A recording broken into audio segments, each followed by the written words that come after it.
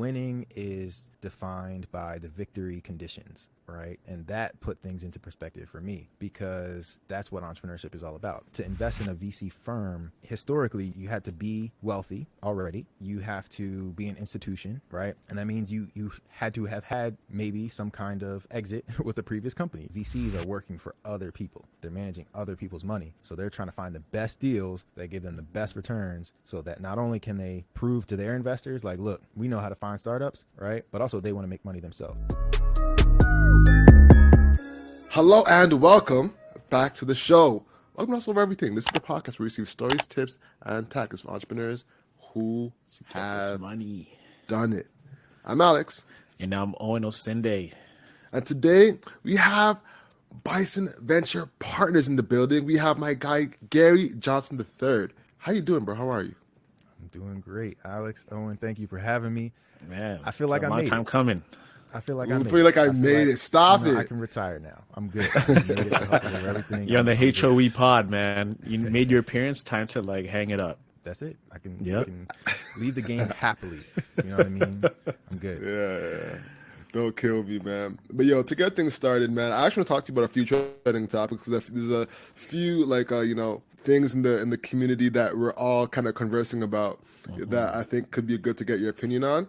And I also want to talk to you because before we started the show, we talked about being from Howard and at a PWI. So I'd love to talk to you about that in a second as well. But to start with some trending topics, recently Miel, if I'm pronouncing the word correctly, just got sold, right? And there was a lot of people that were like, oh man, another company gets sold to, I think it was Procter & Gamble that bought it. And they're like, man, another company that got bought. If you don't know, Miel is a black-owned hair care line for women predominantly. And they're now bought by Procter & Gamble, one of the biggest product companies in the world, right? What's your opinion on that exit? I would love to get your thoughts there. Yeah, I mean, my opinion is that it's a win. It's a win for the community, right? When we all start our own businesses, we have to think about what our goals are, right? Our personal goals, what our family goals are. And I think a lot of us, especially as Black entrepreneurs, we're thinking about our legacy. We're thinking about generational wealth. How do I start something that can provide for my family for generations after I'm gone, right? Mm-hmm. And when you think about what success looks like with a business, there are many different ways to achieve success, right? For some people, it's growing it to a certain amount of revenue per year, right? And for some, like making $100K a year is success, right? And that's totally fine. For others, building $1 million brand is a goal. For others, it might be, I want to be a billionaire, right? But everybody has their own goals and different ways to get there. With Miel, right, they had an exit with their business, right? They were able to sell it to a much larger company, right? So they put in the blood, sweat, and tears to grow their small, consumer packaged goods brand from where they started to where it is today, to where a huge company like Procter & Gamble would want to buy the whole thing. And that's incredible. That proves that Black people can build scalable businesses, right? That can sell their products in many different stores, Walmart's, Targets, whatever, all the big outlets are. And then I think what's cool about what they did, which maybe a lot of people don't know, is that they didn't just sell the company and give the rights away to Procter & Gamble to do whatever they want with it, right? They are at the table making the deal, right? So their deal, to my understanding, is that the founders are basically operating Miel as a subsidiary of Procter & Gamble, right? So Procter & Gamble has a huge number of different brands in its portfolio, and each one is run by its own CEO, right? So the Miel team is still running that brand internally at Procter & Gamble. So they still have control over the direction of, where that company goes, right? So that's a very good thing. And just, thinking about the terms, they sold the company. So I don't know how much they sold the company for.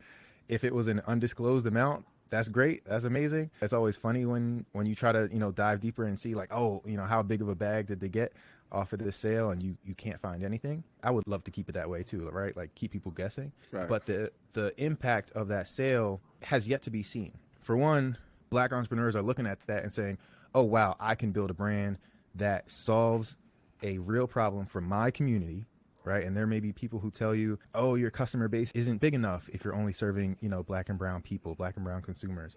Miel just proved that, no, this is a huge market opportunity. There's much more room for growth. and large companies recognize that value. So that's motivation and inspiration for other entrepreneurs. And then, I think what we'll see is that the founders of Miel are going to do a lot of great work, with the outcomes of that sale, right? So for one, their family, I'm sure, is set up, right? They've got the financial capital to take care of their family, right? Generational wealth should not be an issue at this point, but I have no doubt that they'll do a lot of good in the community, just, whether it's through programming, through donating to different programs and all that kind of good stuff. But I want to see more of that. I want to see more Black entrepreneurs starting businesses, growing those companies, and, selling to a larger corporation is definitely not an issue if you negotiate the right terms. Gary, that's a problem with me, man. I'm gonna give you some pushback on that. See, the problem within our community, right? It's like we always talk about this idea of like building companies and having our own seat at the table. Like if you look at all these major conglomerates like Johnson & Johnson, who's another one? Yeah, let's stick at Johnson & Johnson, right? And I felt this the first time when Tristan Walker sold Walker and Company to Johnson & Johnson at the same time, because Procter & Gamble, Johnson & Johnson, all these two major conglomerates, right? He sold to P&G. So he came with a premise of changing the game. Like this is going to be Walker and Company. He's going to have Bevel. He's going to have Foam. He's going to have all these different brands. And eventually within 40, 50 years, Tristan Walker and Walker and Company are going to be in that conversation as a Procter & Gamble and a Johnson & Johnson. And to get to that level, there has to be some level of like restraint from deciding to sell to the P&Gs and the J&Js because they've got the fulfillment, they've got everything. It takes people like Tristan to have the guts to be like, okay, I've started this brand. I've launched 2 brands. It's serving the community. Let's just keep growing and growing and growing.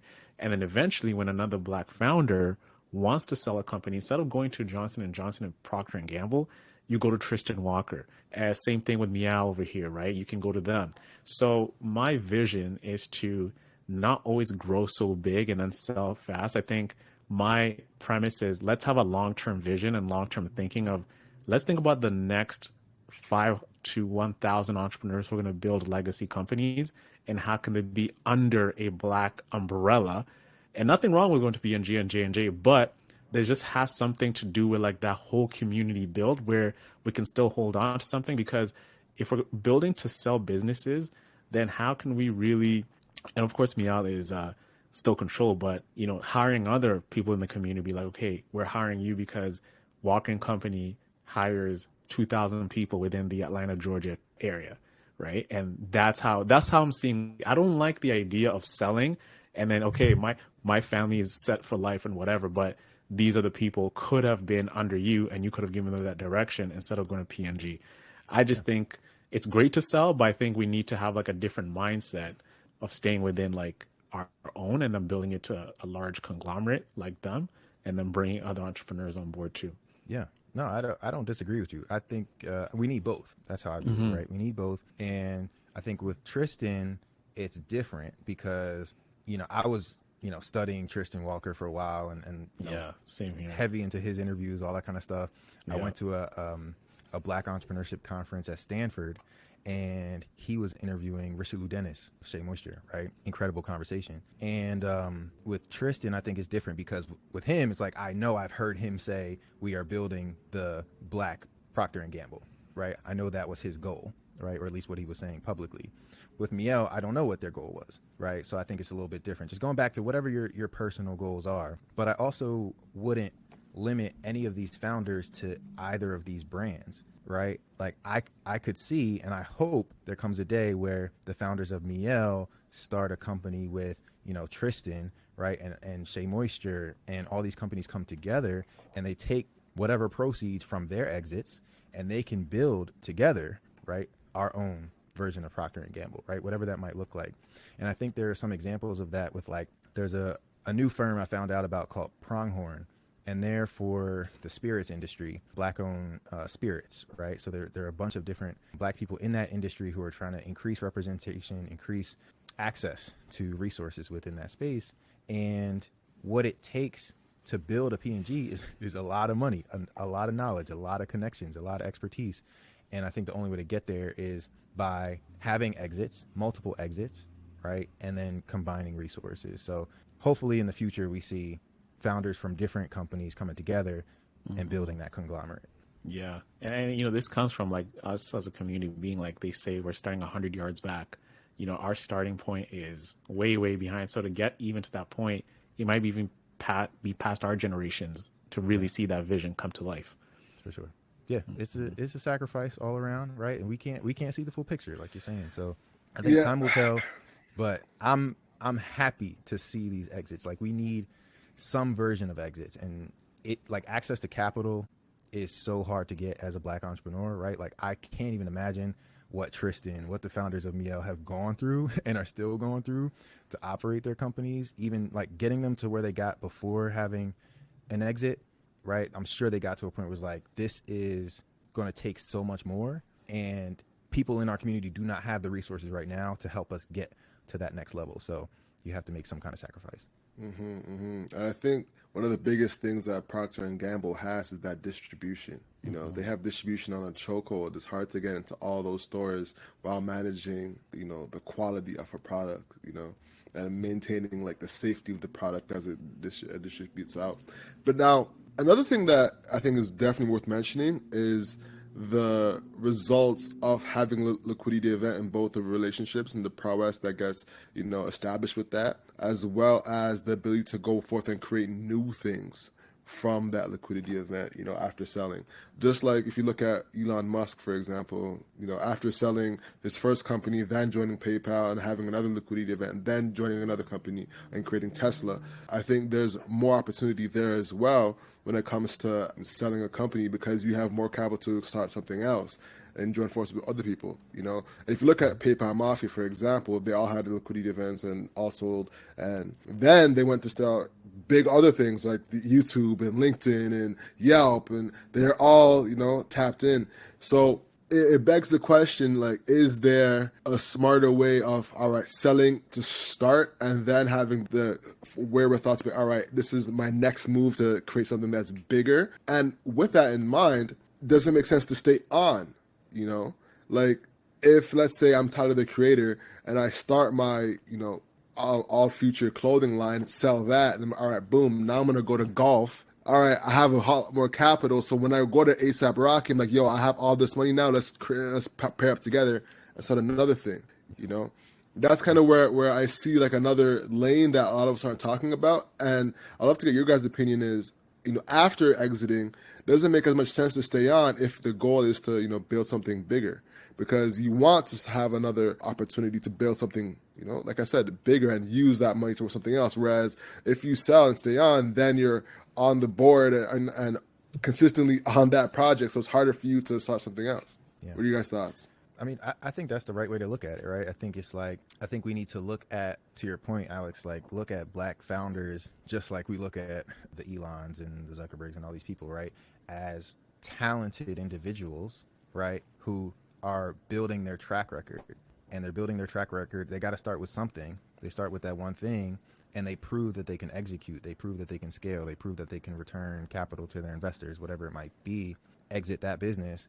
And, you know, an exit can look like so many different things. You can exit a business, you know, sell it to a larger company and still retain some, you know, minority stake in it, right? It doesn't mean you're giving up full and complete ownership. You're giving up control, but you may still get, you know, residual income. You know what I mean? You may still benefit from being a minority shareholder in that company. So that's what I would hope every outcome would have some piece of that, right? Like, don't just give up everything, right? Because if a larger company sees value in it, it's like, okay, this business that I founded and grew to this point has so much more in it, right? So I want to have some part of that longer term success. And then, you know, just again, it's about talent. It's about the founders, the teams that they're able to pull together, and how they're able to execute on a business model. And if they could do it there, it's like they could do it in a different business. So I want to bet on that founder when they move on to the next thing, is what an investor would say. Yeah, in my way of when I look at it a couple ways. There is the age of the founder and how long they've been in the business. So let's say the owners of BT, when they sold BT at the time, right? They were like well into their 60s, 70s. Like at that time, we're like, oh, I don't really want to go and build another business at this time. It's like, I'm done. But then I also have an issue with this building to sell just so I can move on to my next thing, right? So when you're building to sell, I'm starting this brand right now. I'm working everything I can do to sell it. It kind of puts a blinder on you for areas of innovation to really grow the business and to really take it to a new level, because ultimately what you're doing is you're looking just to maximize the value of the organization just so you can have a really good multiple on it. But if you really think about, I'm building this business for the customer and the consumer at the end of it, and it's going to really help them make their lives easier, then you're really looking at it in a different way, because you're looking at, okay, how can I innovate on this product? How can we innovate on our processes and everything like that? So you're actually really in the business and you're living in the business to grow the business instead of looking to sell the business. So that's my mentality when I look at it.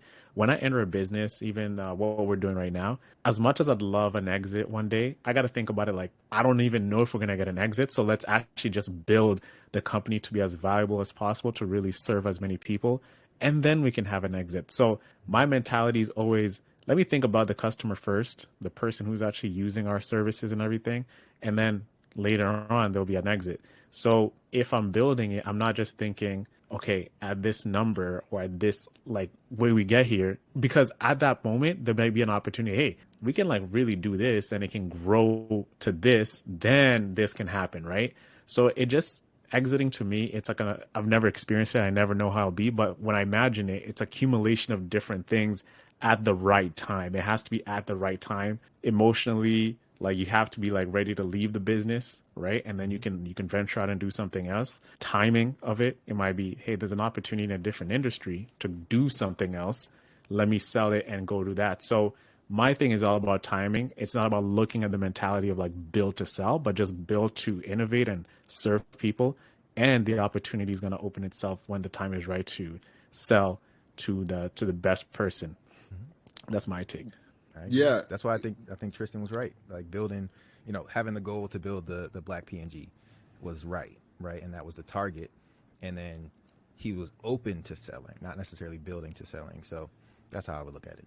Yeah, exactly. I think that's like a big, like a small, minute thing that can make like a big difference. The building to innovate and then having the opportunity to sell versus strictly building to sell. Because he was definitely an innovation person when it came to it. He was specifically looking to change the way, those boxes that had the curly dudes on it, the curly hair dudes on it. You know what I'm saying? Like, so yeah, I think that's a big, small thing. I was reading Atomic Habits, and there was a point in that really stuck out to me that he mentioned a flight from Florida to New York, if it's 5 degrees off, you end up in Washington, and it's small things like that in your mindset that can create a huge difference when it comes to how you're navigating yourself. But with that being said, man, I'd love to get into your journey and how you're navigating yourself, bro. Talk to me about like where you're from. Like, we need to introduce you to our audience first off. When you were talking to us, you said you're from Philly. Talk to us, bro. Where are you from? Yeah, man. Yeah, I'm from the Philly area. So I was actually born in Chester, Pennsylvania, right outside of Philly. My family's from Philly, from Chester, Sharon Hill, if anybody knows the area. And I grew up in this tri-state area of, Pennsylvania, South Jersey, and Delaware. So my whole life I've been here. Ended up going to high school in Delaware, a little tiny state. Got my undergraduate degree in exercise science. I thought I wanted to be a physical therapist, and realized somewhat quickly I didn't really want to do that. I wasn't passionate about that career path, right? But knew that there was money to be made in that space, right? Physical therapists made great money. The school I went to, University of Delaware, at the time was number 2 for PT. It then became number 1, so it was like the right place to be, right? But after just shadowing in the clinic and all, like I knew I wanted to help people, right? I knew I wanted to help people improve their lives. But after just being hands-on with it, I realized, I don't like this, right? This is just not for me. So I ended up just discovering this like startup, like pitch competition program thing, and decided, let me, see what this is about, right? And ended up coming up with this fitness app called Goodfoot. And Goodfoot was going to help people get fit for a good cause. So you could challenge your friends to their fitness goals, and whoever achieved their goal first got money donated to a charity of their choice. That was the whole premise of the app. So like that was my first venture, right? And went through the whole thing of like finding a co-founder, right? I need technical talent because I can't code at all. And had one of my good friends join the team. We started building this thing out, started presenting the idea at pitch competitions, and I remembered just bombing the first pitch competition I ever did. Like, the judges were confused. They were like asking me, how are you going to make money? I'm like, oh, we didn't exactly think about that. You know, we're just trying to build this cool thing, you know, that we just want to see exist.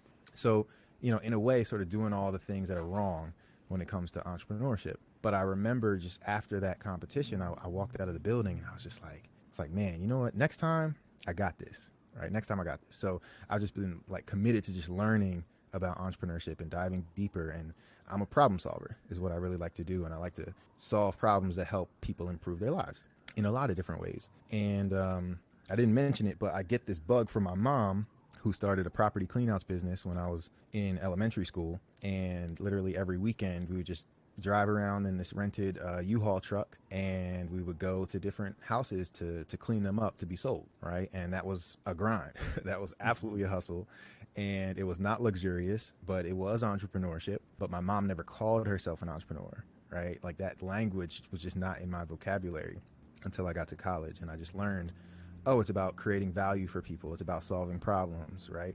So anyway, from there, sort of worked on different ventures here and there, kept just, you know, throwing my hat into the ring, doing all the pitch competitions, and got better and better over time. I ended up actually pitching an idea to teach young men of color entrepreneurial skills. I did that at a pitch competition that I also somewhat bombed because I stayed up the whole night prior to it trying to perfect my pitch and memorize it and change the script in the middle of the night. So that was not smart, and I ended up not going to sleep. So had no memory of anything that I wanted to say when I stepped on the stage.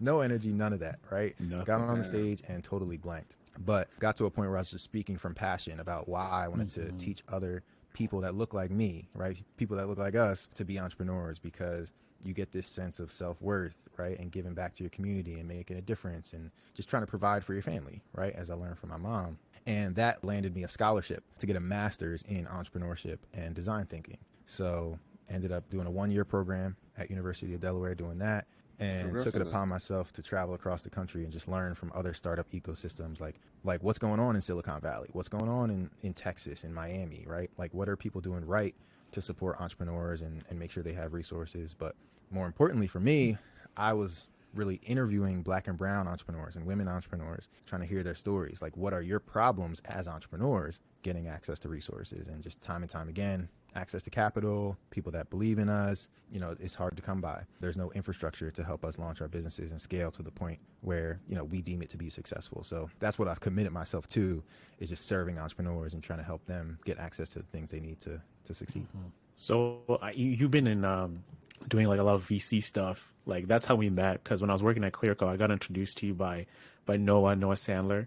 And, you know, he told me a lot of great things. You need to meet Garry Johnson. You need to meet Garry Johnson. He's in the VC space. And at Clearco, we're funding e-commerce entrepreneurs. What led you from going to like, actually, I'm going to be a VC? Because you start with the entrepreneurial bug, but then you just shifted towards actually becoming a VC and funding these business. And what was like your educational path towards becoming in venture capital and et cetera? Yeah. I mean, it's really this like obsession with solving the real problem, right? Getting to the root of the problem. And eventually I started working on this fintech startup called NoCap. And NoCap was helping more traditional small businesses, like brick and mortar type businesses, get access to capital through like small business loans and things like that. And really focused on like minority businesses, right? Black and brown people looking for lending solutions. And it was a tech platform, right? Like, I had automated a way for someone to go to this website, put in some information, and get various recommendations on like, here are the best places for you specifically to get funding for your business, right? So I became this person who just was building databases of resources for entrepreneurs, right? And not every entrepreneur would qualify for all the small business lending opportunities. So then it became, okay, what are like the pitch competitions? What are the grant opportunities, right? All of these things were things I was just building a database of.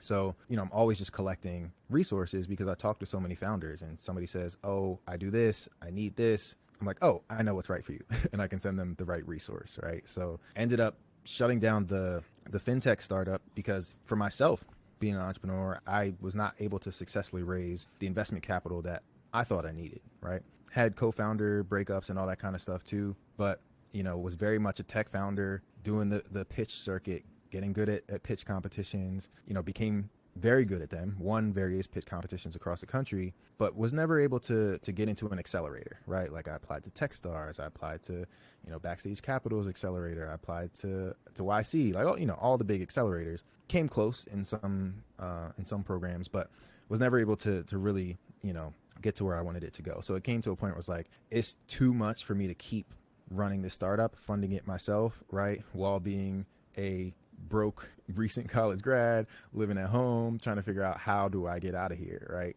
So ended up shutting that down. But at the same time, I was always just helping founders. So I actually had started a nonprofit that just helped founders with education, teaching the basics of entrepreneurship, teaching them lean startup methodology, right? Like how do you maximize the limited resources you might have today to launching your startup and growing it to the point where investors might see value in it. So all of that it built, my knowledge base, it built my connections. And venture capital is an integral part of the tech startup world, because if we're talking about the most successful technology startups, they all raise venture capital to get to the point where they are today, where they have exits, right? They IPO on the stock market, or they sell to larger companies. So I learned a lot about VC, not being a VC, just trying to learn how VC works so I could help founders raise VC. So I got really good at helping other people raise more money than I could raise for my own startup. Interesting, but that's my skill set. So fast forwarding a bit, I was just sort of studying people like Arlen Hamilton at Backstage Capital, a lot of like Black and brown people and women who are building non-traditional venture firms, right? Because when you look at the VC industry, like I don't want to spew all the facts that everybody probably already knows, but at this point it's less than 1% of venture capital funding goes to Black founders every year, right? So we know that there are plenty of founders out there, but VCs don't look like us, right? And they don't see value.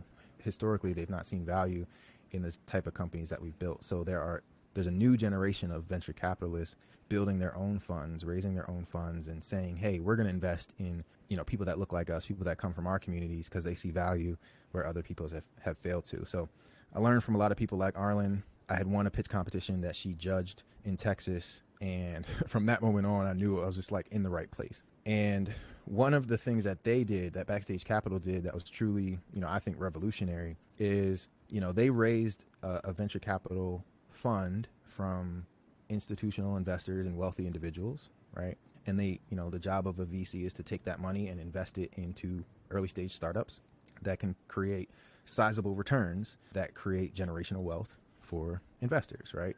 But everyday people, regular people, don't get to participate in that, right? To invest in a VC firm, historically, you had to be wealthy already. You have to be an institution, right? And that means you had to have had maybe some kind of exit with a previous company, right? You couldn't invest in a VC firm unless you had sold Miel, right? Miel, maybe the founders of Miel couldn't invest in a VC firm until today. But anyway, what Backstage Capital did is they leveraged this new-ish legislation in the U.S. that was passed during the Obama administration that allowed for private businesses to raise capital from the public, right? Up until 2015, 2016, that was just not possible. So what Backstage Capital did was they leveraged the laws so that everyday people could invest in a crowdfunding campaign that funded Backstage Capital's operating company, and Backstage Capital would then not take the money that the crowdfunding investors put in. They would take the money that institutional investors, wealthy people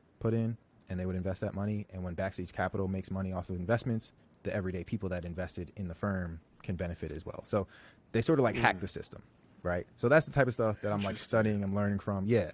And I'm like, that's dope. And I had gotten this was like, I guess it was 2020. I gotten a stimulus check in 2020 because the economy was it was down bad. It was down real, real bad, as you all know. Mm-hmm. But I remember getting the stimulus check and I was like, you know what? Like, I'm making a bet. Like, this is a founder who I believe in, who I've been studying, who has believed in me. And I took my check and invested it in Backstage Capital's crowdfunding campaign, right? And that was my first private investment, right? Not a stock that's on the public stock market, but in a privately held company. That's what got me into the VC space. And from there, I was like, how do we do this ourselves? So after doing that, it was 2021. I decided to go back to school, get my MBA at Howard. So I'm still getting my MBA. I'll graduate next spring, God willing. And founded Bison Venture Partners with my classmates because at our orientation, right, we all were in person on campus. Like Howard's campus it truly is a magical place. Like the energy on Howard is just unreal because of the legacy, the history that exists from there, the Black excellence that has been produced at Howard. Like it just flows through the campus. So we're on campus. We're like, yo, we could wait until we graduate to, start something up, or wait until we graduate to, get some high paying job and then try to do something 10 years from now when we're all well off and blah, blah, blah. Or we could do something right now. We could put our collective talents to use right now, right? Found a company together that's built on community, that's built on, like, we don't see the infrastructure today that allows for everyday people in our communities, people who, work at McDonald's, people that work at, Wendy's, people that clean the campus, right? They are not able to invest in technology startups because of their net worth, right? And that's not right. But what if we created a way for everyday people to gain access to these same opportunities, to invest in local small businesses, invest in scalable tech startups? And we, taken bits and pieces of different places like Backstage, like Founder Jam, and said, you know what? We can help our community, right? If they're entrepreneurs, if they have their own business, we can lend our expertise as consultants, come in, help them get investment ready. And then we can help them figure out what investment platform might be right for them, because everybody's looking for access to capital, but no one's really being educated on how you raise funding from your community. So that can be our niche, right? So that's sort of the model that we've been leaning into. And after we started doing that, right, it's like, we can find entrepreneurs. Like anytime you tell an entrepreneur, oh, we help people get access to funding, like everybody's like, oh, I need your help, right? Everybody jumps on it. But then we wanted to like practice what we were preaching. We were like, yo, what if we raised from the community too? Right. So we launched our own equity crowdfunding campaign, and we raised on WeFunder just to raise our startup funds, right? Like before that, it was really just us sitting around like talking about this as an idea. But we said, let's launch this idea to the community through an investment campaign. And let's say, hey, we want everybody involved in this if they're interested, literally from the ground floor. So it took us several months, but we raised a little bit over $50,000 from 164 individuals, right? All people who, for the most part, like the vast majority of our investors had never invested in a privately held business before. So we realized we're onto something there where it's like, there are people in our community who want to invest in the companies coming out of their communities, but they just don't know how, right? They have money to do it. They just don't know how to do it. They don't know it's possible. So now we see one of the ways that we add value to the community, again, is just we can find entrepreneurs, help them get set up on campaigns, but then we also educate our community on what it means to be investors, how to do your own due diligence, how to look for deals, how to build your own investment thesis and your own portfolio that hopefully contributes to your own personal and generational wealth. And I know you've been doing other things within the VC. There's like, talk to us about First Founders, Ghetto VC, because you went straight to Bison Ventures, but I know these other things were things that you were doing before Bison. So what is First Founders, and then what is Ghetto VC? Got you. Yeah, man. I mean, I'm a serial entrepreneur, so I can't help but to work on different things, multiple things at once. First Founders is the nonprofit that I mentioned. So it's a 501c3 nonprofit. So all donations are tax deductible. But, started that while I was a tech founder, while I was out, trying to raise money for my own startup, trying to just create a solution for, potential customers. Again, I was facing issues, and I knew other people were facing those same issues. So I was trying to get into accelerators and failing at it. And at the same time, taking those lessons and being like, let's start our own accelerator. So, launched the First Founders Accelerator in Delaware, got some funding from our county government to do it, and created our own 12-week program. Like, we're going to teach local founders how to build a scalable tech startup, and no one else was doing that. No one else was focusing on, underrepresented people in the community. No one else was taking the same like curriculum that a YC or a Techstars might use and providing that in our community. So like, we did that. We launched that in 2019. 8 founders were in the first cohort, and since then we've helped over 300 founders, from all around the world, raise over $500,000 in non-dilutive funding. So through pitch competitions, through partnerships, like we help founders get access to resources, primarily capital, that they need to start up and grow without having to give up equity at the very beginning. So that's what First Founders is. We got a whole, if you visit firstfounders.org, there's a database on there with a bunch of just startup resources. We have a pitch competition we're sort of co-organizing. It's called Startup 302. and applications are open right now. So I'll make sure you guys get the link. But we give a lot of money away in that competition every year. So you're like Jay-Z when he got shut down by like all these record labels, and then yeah. Dame and him start their own thing. They're like, all right, you're not going to take my emails, my meetings and everything. I'm going to go start my own thing, and I'm going to like teach other entrepreneurs how to do it. So you just took matters in your own hands. That's spot on. That's spot on. So that's the best way to put it. I can't stop. Like the failures have contributed to my success, right? And I think everybody should look at failures as that. Jay has a line: loss ain't a loss, it's a lesson. Right? And I just see my purpose to share these lessons with other people, because what am I going to do? You know what I mean? With this knowledge, if I clearly have proven to myself that I'm much better at helping other entrepreneurs scale and build partnerships and get resources, why wouldn't I lean into that? So 100%. The Ghetto VC is actually under Bison Venture Partners. It's a publication that I personally write, but it's a guide to help people understand how to invest like a venture capitalist, even if you have limited resources. And I'm having some fun with that. Actually just launched it last month. But the Ghetto VC is this mindset where I just try to help people like do what I've been doing, which is just, wherever you're at, whatever resources you have today, even if you have $10 in your bank account, like there's something you can do to get that idea out of your head and make progress on it, right? And the Ghetto VC more specifically is around just, okay, you have $10 to invest, right? Instead of thinking, oh, I need to save, $1,000 or $10,000 before I start investing. It's like, no, let me figure out where can I put this $10 right now? Even if I just get started with Stash App or Acorns or whatever it is, let me get started by building that mindset now, and then grow to a point where, you build that muscle. And now you start realizing, oh, you know what? Instead of those Jordans, right, let me invest this $100 into a startup on WeFunder or Republic. And, so that's what I just try to break down there, because it's so easy to invest in startups today, right? Like I said, like this, it used to be reserved for wealthy individuals and people who went to Ivy League schools, but it's truly being democratized now, where just anybody, if you got $10, you can get started. So that's what the Ghetto VC is. And it has its own little vibe to it. In part, it's kind of like social commentary, because I look outside my window and, my neighborhood is being gentrified. Right? Like literally my neighbors are being displaced as we speak. And that inspired me to just be like, what if we had ownership in our community, right? What if we weren't, withholding to, landlords and universities that are expanding, taking up space, taking up buildings, right? What if we own those buildings? What if small businesses in our communities could afford to be there? And all that kind of good stuff. Yeah, most definitely. Speaking about that $2,000 investment, how did that turn out for you? Was it like a good investment? Did you see anything on that? Yeah. So I love telling this story because the financial return is not what I expected. The 1,000 I put in, the specific 1,000 that I put in, has not yet materialized, right? It's a long-term bet. When you're investing in startups, especially if you're I invested in a venture capital firm. VC investing is a 10-year game, right? That you're not expecting to get anything in return for 10 years. But my story is a bit unique, where I invested some money into the Backstage campaign. And then what Arlen did is, she's always been someone to share her knowledge and expertise.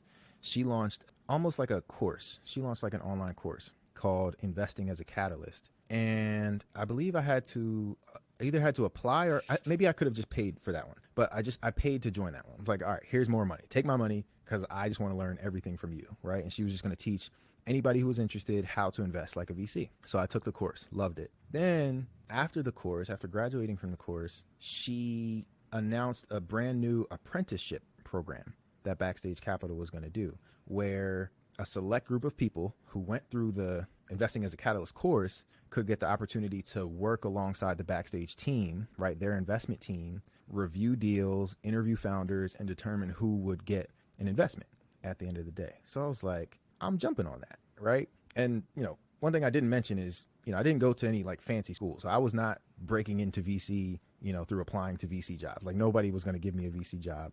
I couldn't even get like a regular job, in all honesty. But here was an opportunity to truly break into VC with someone who was disrupting the whole industry. So I applied to be an apprentice, got accepted, and for a few months was with the team reviewing deals, high quality deals, right? Like startups all across the country, even around the world, disrupting different industries.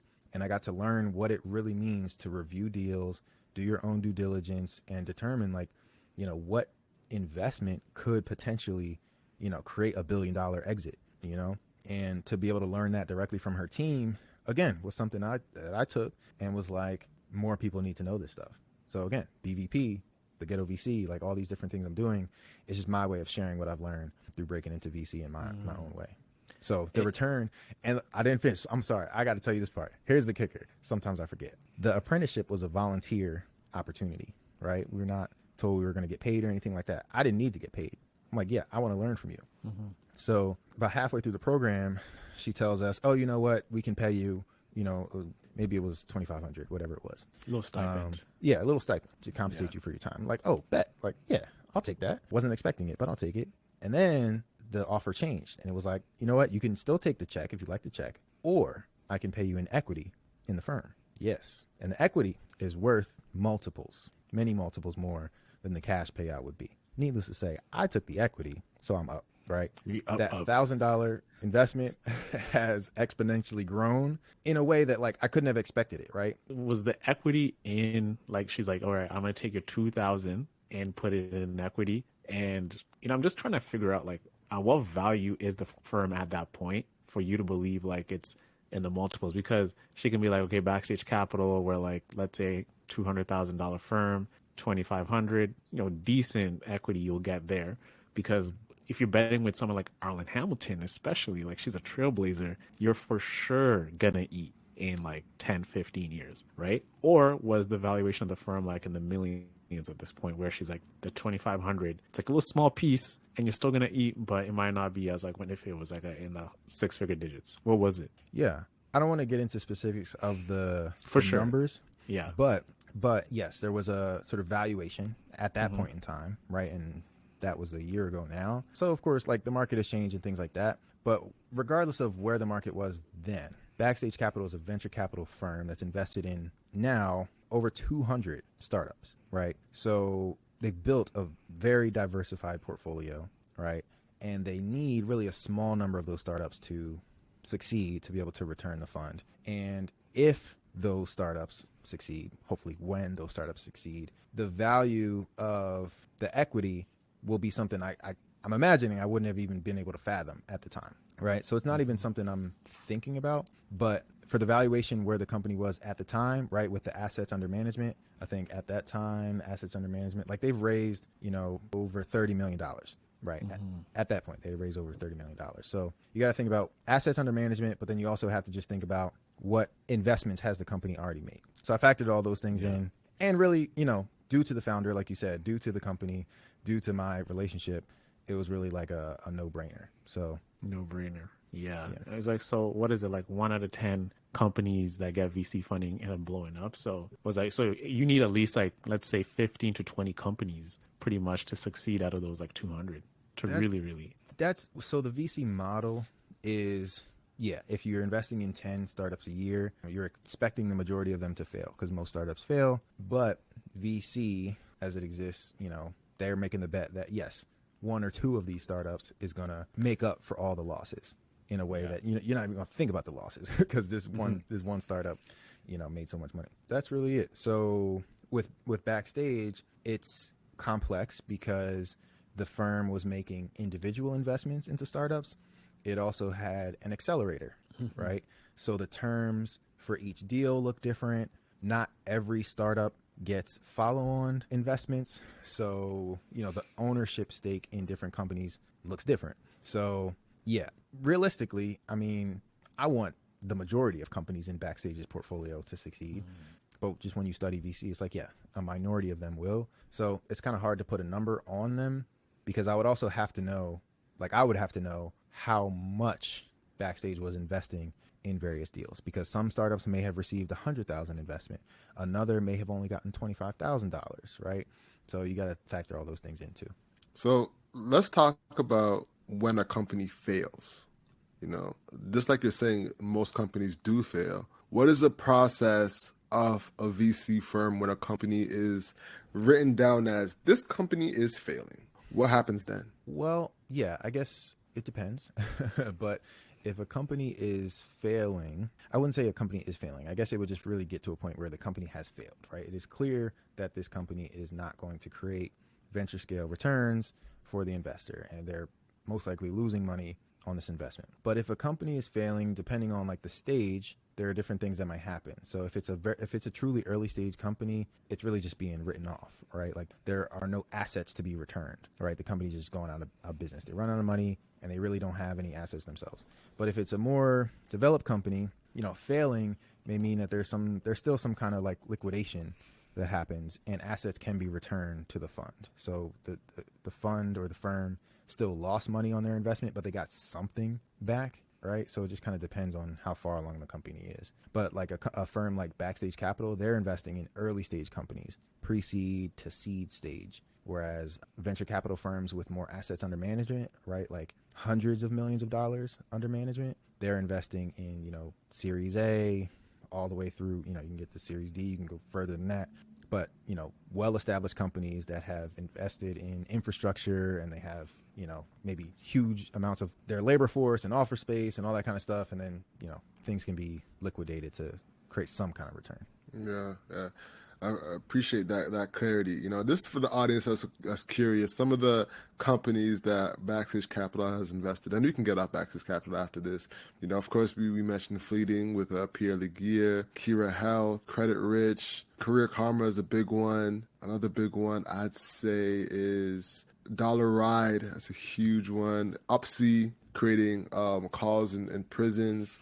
Yep. So just to name a few. So many. But Before we move away from Backstage, I want to ask you one thing, because Arlen is such a, she's different from like the typical VC, right? Some people see her as a maverick within the industry. How's it like been working with her and being under her tutelage? I've loved it. Yeah. I've loved it. And I think, Arlen is definitely a trailblazer, and that is not easy, right? In this space, in any space, being a Black founder in general, like you have to develop thick skin, right? And I think especially in the VC space, like there quite literally are like, it's like a handful of Black women, Black queer women, right, trying to do this thing. So nothing that she's done is traditional. I know not everybody may agree with her tactics and strategies, but that's Arlen. Like she has a distinct character and way of doing things, and that has gotten her to the point where she is today. I'm grateful for her because she was one of the first people to, believe in me. Like I was presenting on a stage where it was just an idea,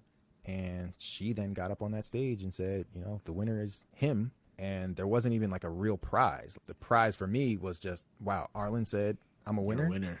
Yeah. All I needed to hear. Like it was go mode. You're certified, like bro. for real, go mode.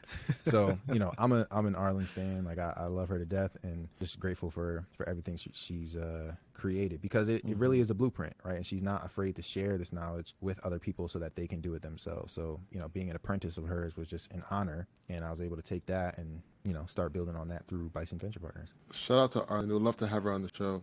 Yeah, I'm sure you can make it happen. Yo, we'll try. We'll see what happens. We'll see what happens. Drop my name. Drop my name. Most We definitely. had Garry Johnson on the podcast. You want to come on? Yeah. Share it. That's a fact. Awesome, yo. So, working with so many founders, I guess you can see consistent threads that, people are doing, maybe not wrong, but consistent lessons that you see, right? Could you share some of those lessons that you consistently see with founders that are starting up? Yeah. I think Owen kind of, touched on it, but, you gotta create value for people. You have to identify a problem. You have to interview customers. You have to understand what they need, what they want, right? Like what are their unmet needs, and then build your solution from there. A lot of founders suffer from, the founder dilemma, innovator's dilemma of, you just create something and expect for people to flock to you because you created this thing. You put your baby out into the world. But what you'll learn very quickly is that people will tell you very quickly that your baby is ugly, right? And you want to avoid that by all costs. So, that comes from just listening to people. And that's why I do various things, because there's no shortage of problems that exist in the world. Like a true entrepreneur knows that if you just open your eyes, you can find a problem. Like there are problems in front of you every day. People complain about things every day. You experience things every day that could be improved, that maybe are not being solved at all. And all it takes is for someone just to say, you know what, here's a problem. Let me try to do something about it. So I think the best founders, find a problem, they dive deep into it, they listen to what people truly need as a solution, and then they build their solution with their potential customers. And I think building with your customers is a great strategy because, it allows you to, one, convert this person who was just, a problem owner into a paying customer, right? Because you've built like a custom solution for them. But then it becomes like this lifelong relationship, and they become an early evangelist for your company, where now, like, these people who you designed the product for in the beginning are now helping you spread the word to other people just like them who have that same problem. Gems. I didn't mention Most it, but definitely, I teach entrepreneurship at University of Delaware now. Gary, how much That was- time do you just have, bro? Like, you're out here launching VCs, you're teaching, you're doing an MBA. I mean, my goodness, like, credit to you. Hey, I thank you. Yeah, I stay busy, but it's what I'm passionate about, right? So it's not, I shouldn't say it's not difficult. It's definitely difficult at times, but when you're passionate about something and when you realize, again, you create value for people, it's hard to give that up. So, I'm getting my MBA because I want to become an even better, entrepreneur, better investor. Would love to teach at an HBCU in the future.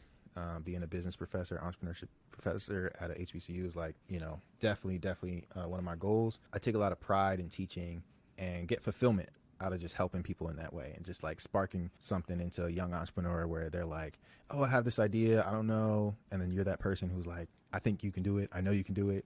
Here's how you might, get started, and you see where they go. And again, just things build on each other. So, my whole thing is like, I work with entrepreneurs from truly the earliest stages where it's just an idea. They just need help finding the right resources. Cool. But then certain entrepreneurs, they go and they scale up and they need connections to VCs, or they want to raise from the community, whatever it might be. Like, I just have different ways to help these entrepreneurs, regardless of where they're at. So, all right. So I love how that sounds, but my brain just went completely left. With people coming to you and asking you about your opinion on their business, I know there's some duds in there. I know there's some hoots. What was Lawrence's app from Insecure? Was it hoot or tweet? What was it called? He worked on that business plan for like ages, though. For like there. 7 years. I'm working on my business plan. Actually, I never watched Insecure. I know who Lawrence is, but it sounds like he was based off of some real people. Oh, most he actually definitely. ended up being a VC too in the show, right? Yeah, actually. Okay. All right. So that makes sense too, because, unfortunately in the VC space, like there are plenty of people who have no entrepreneurial success who are able to get into a position to make bets on determining what entrepreneurs get funding and could be successful, right? It's definitely a broken system. It's just not a system that was designed for any of us to truly succeed. But yes, there are plenty of, just because you're a VC does not mean you know what an entrepreneur should do to succeed with their business. Yeah, I'm dying. So Lawrence actually made a LinkedIn profile, like the actor made a LinkedIn profile. What's his real name? Jay Ellis? Jay Ellis, yeah. He actually made a LinkedIn profile real quick called, let me share my screen and show y'all real quick. There you go right there. Lawrence Walker, makeshift mobile application engineer at Woot Woot. He even got the Best Buy shirt. Yeah, the Best Buy shirt. That's hilarious. Man. Awesome, man. All right, let's get off of that commercial break. You were saying that a lot of the people that are actually VCs don't have any entrepreneurial experience at all. That's news to me. I've never heard about that. So the people just like, I just want to go into VCs and make that decision and don't have to have any experience. How do VCs make money overall though? Like if they're investing in 10-year horizons, like how are they making money in the short term? Yeah. Or is it all based off the 10-year horizon? So whoever had money first is just that 10-year already hit, and now they're just basing off of that 10-year horizon, is continuing on and on and on. Yeah. So it's a great question. I'll start with the, how do people get into that position? And it's very similar to starting a startup and trying to raise funding from investors, right? You start this thing, you have a vision on where it can go, and you find people with money to make a bet on you. And they're making a bet on you because, maybe they want you to build a better world. They want, you to create value for customers, blah, blah, blah. But they want a return on their investment. So there are investors who want to make bets on startups, but don't want to do the work of investing in every individual deal, right? They want to invest their money with a professional who can, take this money, and they're investing in this particular professional because they believe in the thesis, the focus area that this VC has decided to focus on, right? And the VC makes money in two ways, primarily two ways. So VC is taking that money from investors and they're pooling it into a fund, right? They're raising money most likely from multiple investors and pooling it into a fund. So let's say they raise, $10 million total. And they say, all right, we're going to invest this $10 million into 10 different startups over the next 10 years. And the types of startups we're going to look for fit into these categories, right? Their thesis covers the categories, whether it's fintech, financial technology, health tech, healthcare, health technology, CPG brands, consumer packaged goods, robotics, whatever it might be. The VC says these are the type of companies we're going to look for. And there's what's called a management fee. So just for managing their investors' money, just for managing that $10 million, the VC is going to take 2% of the assets under management to operate their VC firm. In addition to that, the VC is going to receive typically 20% of what's called carried interest on their deals. So like I said, they have this $10 million, they're going to invest it in 10 different startups, and they're assuming that a small number of those startups, let's say 2 of those startups, are going to go on to become very successful. When those companies are successful, they create some kind of financial return. Let's say it's $100 million, right? The company sells for $100 million. The VC firm gets 20% carried interest in each deal. So 20% of the returns are going to go to the VC firm, and then 80% of the returns are going to go to the investors whose money they're managing. So in the short term, the VC is getting the 2% just to operate their shop, right? To go out, do their job, find startups, go to pitch competitions, interview founders, whatever it is. And then in the long term, 10 years from now, they're saying, okay, we're going to find some big wins, and we're going to get, 20% of those big wins. But their primary job is to return capital to their investors, right? VCs are working for other people. They're managing other people's money. So they're trying to find the best deals that give them the best returns, so that not only can they prove to their investors, like, look, we know how to find startups, right? But also they want to make money themselves. So they have this like vested interest to work to the best of their abilities. I know, like, when you're raising money with an angel, it's a lot shorter. It can be like, let's say month 1, let's say January, you might get funding in April or May. Typically, how long does it take to actually close a deal with a VC firm? It depends. Yeah, it depends I think angels and VCs alike, but yeah, angel investors are just individuals, right? Mm-hmm. They've got money in the bank, or they can pull it from whatever portfolio, whatever it might be, and make an investment when they want. A VC is more complex because, for one, they're not actually sitting on that $10 million. They don't just have 10 million in the bank ready to go at any point. They actually have to do capital calls, right? And sort of do this thing where basically you pull money from your investor's bank account. You tell them, all right, this lump sum of money is due this quarter so that we can make our next batch of investments, right? So the VCs have to have time to be able to do that. Time horizon, it could be, 3 to 6 months from, when you get your first meeting with a VC to when they actually wire money to you. And, you got to think about the whole process. So it's like, first, you're going to have a meeting where you pitch them, right? And you just go through your presentation deck. Then maybe you have a follow-up meeting if they like you and they want to invite more members of their team, right? And everybody gets the full pitch, and it's a longer pitch, and you're diving deeper into different spaces. Then they may say, okay, we're interested in investing, but we need to do some due diligence. Due diligence is just the research that you do. So the investors want to go, they want to talk to the customers you said you have, right? If you said you're selling to Target, right, or to Walmart, whatever it is, they want to talk to, the buyers at these different places. Like, is this information true? How are they as a company, right? Do they have their paperwork? Do they have insurance? All these different things. So they're going to do all that stuff. They're going to send you a term sheet with the investment terms, right? Like, how much are we valuing your company at? How much equity do we want in exchange for a certain amount of money? And then you have to wait for all parties to sign. And then from there, you should get a wire transfer with a lump sum of money. But typically that takes several months. As you're explaining all this stuff, I can imagine, like, as an entrepreneur, you've worked so hard to build this business, and then now there's like all these venture firms who you have to report to. So it's like this idea of entrepreneurship, you're escaping for freedom. But then at the end of the day, it's like you as a CEO, as a chairman, it's like you are answering, and it seems like a job because there's board meetings, there's quarterly calls and earnings and whatever, right? And it just seems like you've just hired yourself to do a gig and not just doing it to really build a business and actually escape the rat race and have your own thing.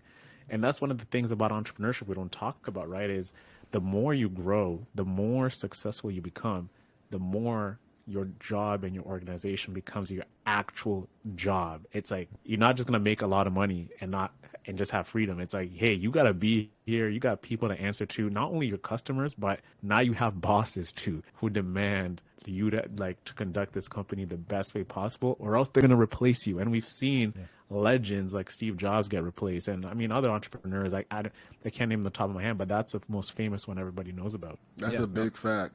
I was listening to Morgan DeBon on her podcast. Shout out to Morgan. She'll be on the podcast one day for sure. Speak to existence, Al. Most definitely. She will be on the podcast before 2024 ends. And she mentioned something that was really interesting to me, is that in the meeting with her chairman, is that how you say it? With her chairman? Anyways, she is in the meeting with the chairman, and she actually has to leave the office or leave the room as they talk about her and how she's running the company all together. And just like, this basically borderline feel gossip about how she's doing, and if they decide that she's not doing good, there's steps that they're going to take from that point forward, and then they're going to come in and be like, hey, you're not doing this good, you're not doing that good, you got to fix these things up. That's something we never talk about as entrepreneurs as well, like having a team of people around you that could influence how your business goes. And that could also be a good thing as well. Let's talk about that part, because it's very important to have people that are experienced that can tell you when you're doing good and when you need to pivot in certain directions as well. So it's like a double-sided coin. And on that too, it's like we have to decide what kind of entrepreneurs we want to be. Do you want to be a lifestyle entrepreneur? Do you want to be a hobby entrepreneur? Or I'm going to launch a serial entrepreneur? Or am I going to be a VC raising type of entrepreneur who wants to live that type of life? Because I think we see these dreams of these people on these tech magazines and everything like that, but it comes with a lot of stress, and it's not the stress that we all want. I think the stress that we can deal with is we just want to make money, so we don't have to be sitting down doing something. We want to work maybe in Bali and work remotely and build digital products. And that's great too. There's no manual that says this is the only way to achieve entrepreneurial success. Entrepreneurial success can come in so many sizes. And I've had to learn this too, because there's dreams you have, but then you really got to hone it down and say, what do I really, really want? And Alex and I have had this conversation, but I'll tell you, Gary, it just came from I just want respect from my peers in the space, from my contemporaries, right? We have this idea of fame and fortune and everything. You do want the fortune, but the fame is kind of unnecessary. Yes, you'll have people knowing you, but you just want to be comfortable, make good money, travel, enjoy the things you want to travel with, and just build a great business. And that's just what it came down to. And it was really a big turning point in my life. Once I really understood this is the type of guy I want to be, and this is the type of business I want to create. I want to build a very, very successful business, a great business, and make money. And I'm okay if you don't know me, because the things that really matter to me is family, sports, and just hanging out and just having a good time partying. You know what I'm saying? If you give me those three, I'll be so cool. Yeah, one of my favorite sayings that I heard, I was doing a hackathon on a bus. The bus was traveling from Harlem to New Orleans, and we had to come up with a startup idea, build a team, build a startup on a bus. Right. So very stressful, very chaotic, but loved it. Met a lot of great people. And one of the mentors on the bus he shared this saying. He said, winning is defined by the victory conditions, right? Winning is defined by the victory conditions. And that put things into perspective for me, because that's what entrepreneurship is all about. You decide what success looks like for you. And by no measure is raising venture capital, right, the peak of success. Right? Like you already said, it comes with its own problems and additional rules and regulations and all these things. So you may be totally fine, starting up your own, maybe you open a barbershop in your community, right? And that's success for you. There's nothing wrong with that, right? Happiness, if that's what brings you joy, if that brings you fulfillment in life, lean fully into that, right? So, before I forget, one of the things about, if you do raise VC is you do give up control. you do give up equity and ownership in your business. And to your point about those board meetings, it's not a bad thing to give up equity, because you're hopefully bringing in people who have insights and expertise that's greater than yours in areas that you just never operated in, and they can lend that to the company to help it grow to the point where it can bring you the success that you're looking for. And without that type of infrastructure, without people in place to have checks and balances to say, is this the right CEO to run the company? Is this CEO operating, not only effectively, but, with morals, right? You get companies like FTX, right? Which had no board, right? Like, with great power comes great responsibility. And that's why the boards exist. So, it is a balance, right? You got to be careful. You want to make sure you bring on the right investors for you. You want to make sure that these are real relationships, and people aren't just going to kick you out because they don't like you, right? Or they want to replace you with, their preferred person, but it's people who are truly looking out for your best interests. And, whatever your vision was when you started the company, you want them to respect that, right? Like Owen said, it's about respect. And for me, it's about freedom. So freedom by any means. And, I can die happily, never raising $1 of venture capital money. I don't want it. I'm not about that life. But if I'm able to, build businesses that allow me to just live comfortably and provide for my family and uplift other people, like, I'm living my best life. Man, 100%, man. Yeah, I completely agree. It's funny. I'd love to get your opinion on some of the businesses that are doing exactly what we're saying. Like, because we talk about people who are raising venture capital and stuff, but there's people who are out there raising no money and have great lives. Like, there's one company I was just talking to our past guest, and he has a podcast person that reaches out to podcasts like ours to get them on the show, and they get paid to do that. That's all they do.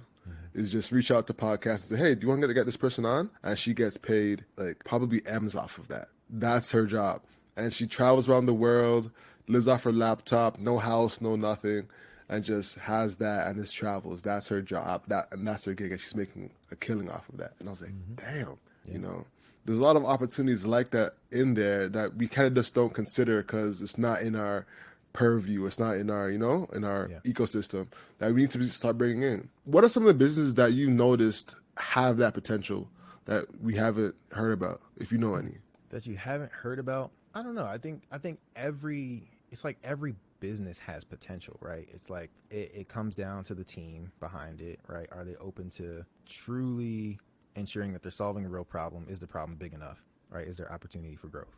So there's hundreds of founders. I work with founders literally day in and day out. I can talk about a whole bunch of them. There's one that just came to mind. It's based here in Philly, Black and Mobile. They are the first Black-owned food delivery platform. And these guys are just like, I mean, they're younger than me, and I'm 28. And they started, I want to say around 2017, 2018. And I met the founder sitting at this conference, this tiny little conference, just learning about like Black business here in Philly. And we both like been working like in the same like space, same geography, right? But following our own paths. And we've both been just like growing. And with them, I'm like, these guys are like the hardest working entrepreneurs I've ever met, because they started this food delivery platform by hustling, right? Like by first, one of the brothers, like they're twins, one of the brothers, he actually got fired from one of the existing platforms. I forget which one it was, but he was, delivering food for another platform and learned the ins and outs, right? And then decided, you know what?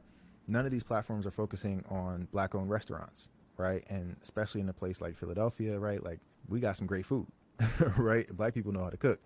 And the discovery of Black-owned restaurants on delivery platforms is not great. So they decided to do something about it. Started hustling, generated like a bunch of revenue, especially during the pandemic, just killing the game. I don't know if you guys have seen the Jay-Z Entrepreneur music video, Jay-Z and Pharrell, for the song Entrepreneur. Come on now. We're Jay-Z stands over here. Yeah, okay, word. All right, I'm in good company. For sure. Yeah, so Black and Mobile, so those guys are in the video, right? They're one of the companies that was featured in that video. Wow. And That's like dope. for me, like I'm getting goosebumps thinking about it, because I'm like, I was just sitting in a conference, next to them, just chopping it up, like light talk, you know what I mean? Oh, what do you do? What do you do? And we're both like trying to figure things out, but we're like, yeah, we're about our community.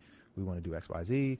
And to see founders like that take it from just an idea to that point, right, I'm like, yo, like they got so much more higher to go. So that's a team that I work very closely with. And there are a bunch of others I can talk about too, but Black and Mobile, check them out. Man, I wish I had known about them when we were in Philly. We were actually just in Philly last year. What was it? October, November? It's October. October, we were there for our conference, for our podcast conference. And yeah, we had no idea. We were eating some white people food and it was not the best. We didn't know. Cheesesteaks? The Philly cheesesteaks was okay. The cheesesteaks were pretty good. Actually, no, they were good. They were good. That was our first time having chili feast sticks. Where did we get them from? Do you remember? I remember we shot. It was downtown for sure. Like at the downtown core area is like, like the city. Man. That's the secret is basically, all of the like touristy spots, all the places that are like the big names that you could think about, like those are not the places to go. Like the best cheesesteaks are always, from like a corner store or somewhere random, even on like the outskirts of the city. So I was just curious if it was like Geno's or Pat's or something like that. But I think it was one of those. Well, what's up with it? Philly with cheese, man? Like, do you guys like have like cheese farms or something? Like, I don't know. Gorgonzola, Fetas, because even like I see the Philly cream cheese. The one they sell. So funny enough, that is not from Philadelphia. It's just they named it Philadelphia. I'm not even sure where it's from, but it's not ours. Yeah, sure. It's gonna be like, why Philly's guys so obsessed with cheese, bro? Like, honestly. No. Okay. What gets me when I was in Philly was how small y'all streets are. Oh my God! Y'all streets are so. Listen, so I don't have small. beef. I have beef with Philly streets. You know what I'm saying?